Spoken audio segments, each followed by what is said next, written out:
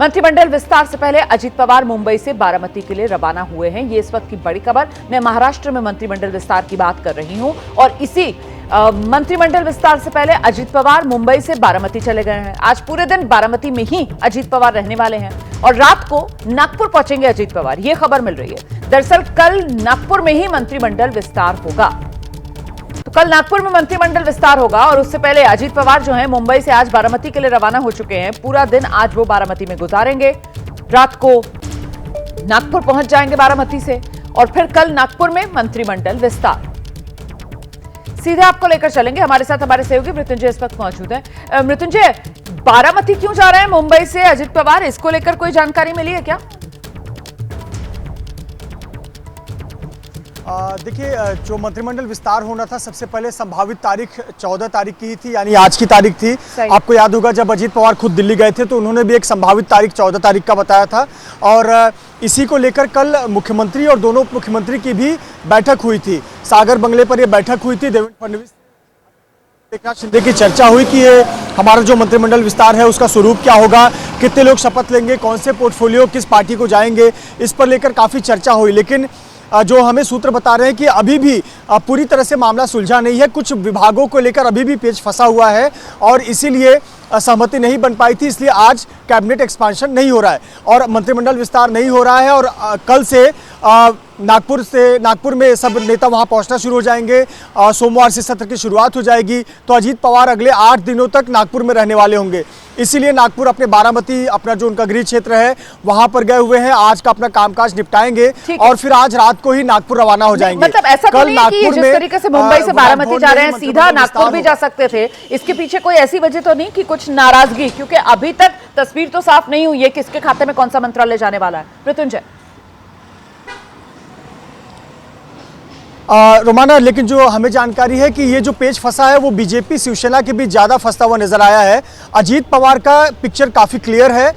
उनके 8 कैबिनेट मंत्री, 2 राज्य मंत्री की शपथ लेंगे, उनके तो नाम भी लगभग क्लियर हैं और उनका सिर्फ ये था कि फाइनेंस विभाग बीजेपी एक्सचेंज करना चाहती थी, जिसको लेकर उनकी बातचीत हुई है और अजीत पवार अपने निजी काम से बारामती गए हैं। आज रात को वो नागपुर जाएंगे, वो शेड्यूल कल ही तय हो गया था कि वो नागपुर रात को रवाना हो जाएंगे। तो जानकारी बस आज आई है सामने कि अब नागपुर चूंकि 8 दिन तक रहने वाले हैं तो आज अपने गृह क्षेत्र का काम निपटाएंगे और अगले 8 दिन तक वो नागपुर रहेंगे। महाराष्ट्र के मंत्रिमंडल विस्तार को लेकर वहां पर किसी तरीके की कोई दिक्कत नहीं है। जो मामला अटक रहा है, जैसा कि आप बता रहे हैं, वो दरअसल पेच जो है वो बार बार आकर अटकता है शिवसेना शिंदे गुट के साथ बीजेपी का। मैं लौटूंगी आपके पास मृत्युंजय, रहिए हमारे साथ। महाराष्ट्र के मंत्रिमंडल विस्तार को लेकर एक और बड़ी खबर मैं आपको बताने जा रही हूँ। एनसीपी अजित गुट से बनने वाले संभावित मंत्री, उससे जुड़ी एक खबर है। जैसा कि मृत्युंजय बता रहे थे कि वहां पर तस्वीर कमोबेश साफ हो चुकी है। अजीत पवार के साथ छगन भुजबल जो हैं वो कैबिनेट मंत्री बनाए जाएंगे। अजीत पवार तो आप जानते ही हैं डिप्टी सीएम के तौर पर शपथ ले चुके हैं। छगन भुजबल,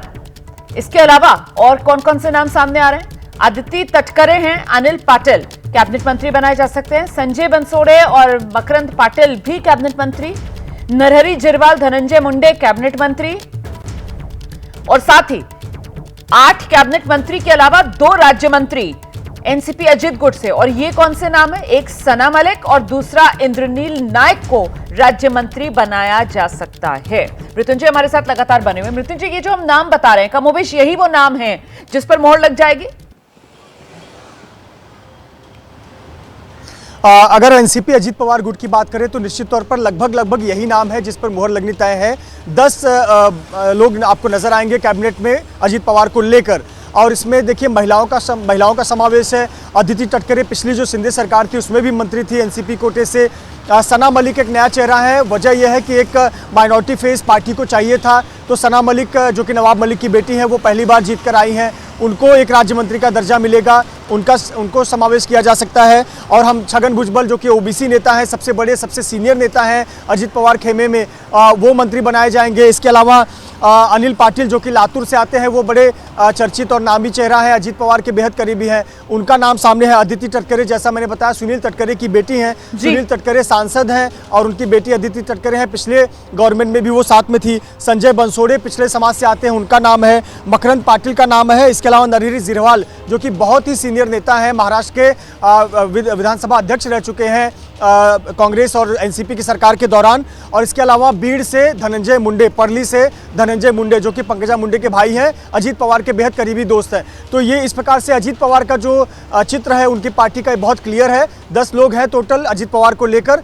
जो कि मंत्रिमंडल का हिस्सा होंगे देवेंद्र फडणवीस की सरकार में। बिल्कुल रहिए आप हमारे साथ मृत्युंजय, मैं लौटूंगी आपके पास। देखिए, महायुति को मुंबई में कैबिनेट विस्तार की ताकत है ही नहीं, ये हमला संजय राउत कर रहे हैं। शिवसेना उद्धव गुट के सांसद हैं संजय राउत, वो कह रहे हैं कि महायुति मुंबई में कैबिनेट विस्तार की कोई ताकत रखती नहीं है। राज्य में तो अराजकता फैली हुई है, सारे लोगों को मलाईदार विभाग चाहिए, वित्त मंत्रालय किसे दिया जा रहा है, हम बताएंगे तिजोरी की क्या हालत है, सुनिए सर। इस राज्य को 1 महीना हो गया, सरकार नहीं है, एक मुख्यमंत्री है, 2 उप मुख्यमंत्री है, किसके पास कौन से विभाग है किसी को पता नहीं। महाराष्ट्र में दर दिन गांव-गांव में हत्याएं, खून, बलात्कार, रेप हो रहा है, हाँ? उसके बारे में मुख्यमंत्री जवाब नहीं दे पा रहे हैं। सबको मलाईदार विभाग चाहिए, जनता मर रही है, हाँ? किसी के पास ना हेल्थ डिपार्टमेंट, ना एजुकेशन डिपार्टमेंट, ना परिवहन, पूरा अराजकता फैली है महाराष्ट्र में। ईवीएम से बनी हुई ये सरकार है, उनको दिमाग नहीं है, उनके दिमाग में सिर्फ ईवीएम है, दिमाग नहीं है। सीधे एक बार फिर से रुक करेंगे मृत्युंजय, लगातार हमारे साथ बने हुए हैं। मृत्युंजय, मतलब ये सरकार अभी तक पूरी तरीके से बन नहीं पाई, ये हमले 24 घंटे और मौका है महाविकास आघाड़ी के नेताओं के पास इस तरीके के हमले करने का, कल तक तो तस्वीर साफ हो ही जाएगी। निश्चित तौर पर देखिए, ये पहले से ही तय था कि 14 या 15 को मंत्रिमंडल विस्तार होगा, शपथ विधि होगी। चूंकि आज बात नहीं बन पाई, इसलिए अन्य जो विधायक हैं उनकी सहूलियत के लिए अब वो चूंकि 16 तारीख से सेशन शुरू होना है, जो महाराष्ट्र के ग्रामीण इलाकों से चुने हुए विधायक हैं वो वापस मुंबई आएँ और मुंबई से फिर नागपुर जाएँ, ये बहुत हेक्टिक हो सकता था, इसलिए नागपुर विकल्प के रूप में रखा गया था। और आपको बता दें कि इसके पहले भी 1991 में जब छगन भुजबल ने शिवसेना से बगावत की थी और शरद पवार के साथ चले गए थे, तभी भी मंत्रिमंडल विस्तार हुआ था, तब नागपुर में हुआ था। उसके बाद अब ये तस्वीर बन रही है। संजय राउत की बात करें तो निश्चित तौर पर एक विपक्ष की भूमिका वो निभा रहे हैं, तो विपक्ष के जो मुद्दे हैं उसके अनुसार वो अपनी बातें रख रहे हैं। पर कहीं ना कहीं सवाल ये भी है कि वाकई में क्या मंत्रिमंडल विस्तार में देरी हो रही है, क्योंकि ये बात सच है कि जिस प्रकार का मैंडेट मिला, शपथ विधि में काफ़ी समय लगा, पहले सीएम और सीएम कौन बनेगा, डीसीएम कौन बनेगा, उसके बाद में अब हम देख रहे हैं कि पोर्टफोलियो पर लेकर काफ़ी खींचतान तो चली रही है। तो कहीं ना कहीं विपक्ष इसको मुद्दा ज़रूर बना रहा है, पर 24 घंटे और कल सुबह 11 बजे या फिर शाम 4 बजे, ये 2 समय हमें हमारी जानकारी के मुताबिक है कि 11 बजे या शाम 4 बजे राज्यपाल भवन में नागपुर में वहाँ पर शपथ विधि कार्यक्रम होगा और लगभग 35 से 40 मंत्री जो विधायक हैं वो मंत्री बनेंगे अलग अलग तीनों दलों के। फिलहाल एकनाथ शिंदे जो है मृत्युंजय, वो किस फॉर्मूले पर राजी होते हुए नजर आ रहे हैं? उन्हें मनाने के लिए बीजेपी की तरफ से क्या फॉर्मूला है? देखिए, एकनाथ शिंदे कहीं ना कहीं चाहते थे कि अगर वो मुख्यमंत्री पद पर नहीं है, मुख्यमंत्री पद का उन्होंने त्याग किया है, इतने बड़े मैंडेट के बावजूद जो उनके चेहरे पे लड़ा गया, तो कहीं ना कहीं कम से कम पद जो है, जो पोर्टफोलियो है, उन्हें अच्छे मिलने चाहिए। उनकी इच्छा थी पहले गृह विभाग की, लेकिन देवेंद्र फडणवीस गृह विभाग देने के बिल्कुल पक्ष में नहीं है।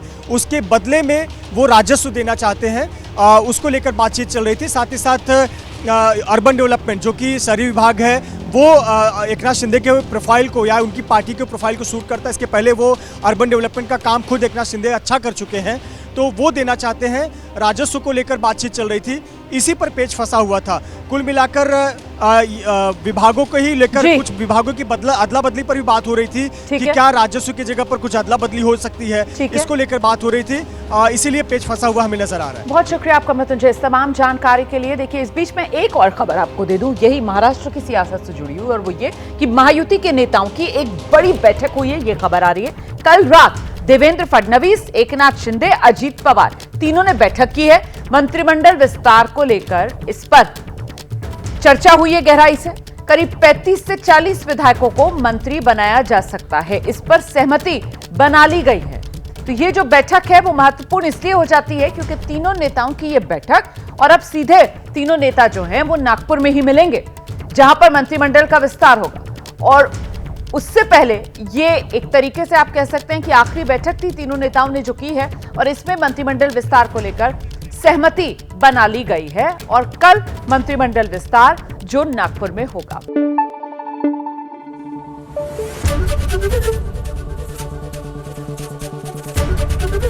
एबीपी न्यूज आपको रखे आगे।